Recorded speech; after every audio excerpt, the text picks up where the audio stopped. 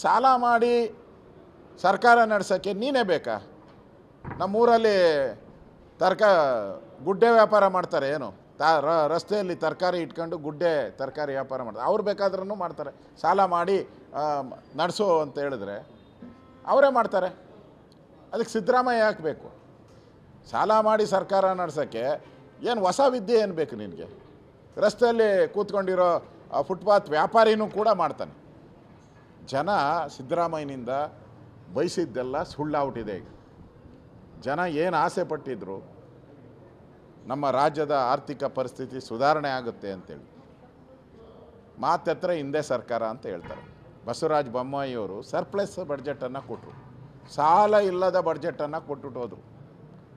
ಇನ್ನೂ ಸಾಲ ತೆಗೆದುಕೊಳ್ಳೋಕ್ಕೆ 24,400 ಕೋಟಿ ಸಾಲ ತೆಗೆದುಕೊಬೋದಾಯಿತು, ಪ್ರಾವಿಷನ್ ಆರ್ಥಿಕ ಶಿಸ್ತಿನ ಅಡಿಯಲ್ಲಿ. ಆದರೆ ತಗೊಂಡಿಲ್ಲ, ಜನಗಳ ತಲೆ ಮೇಲೆ ಹೊರೆ ಬರೋದು ಬೇಡ ಅಂಥೇಳಿ. ಆದರೆ ಇವರು ಸಾಲವನ್ನು ಪ್ರತಿ ವರ್ಷವೂ ಕೂಡ ಅಪ್ರಾಕ್ಸಿಮೇಟ್ 1 ಲಕ್ಷ ಸಾಲವನ್ನು ತೆಗೆದುಕೊಳ್ತಾ ಇದ್ದಾರೆ.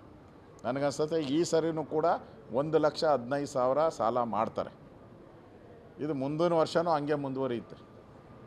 ಕೊನೆಯ ವರ್ಷ ಅಂತೂ ಇನ್ನೂ ಜಾಸ್ತಿ ಮಾಡೇ ಮಾಡ್ತಾರೆ.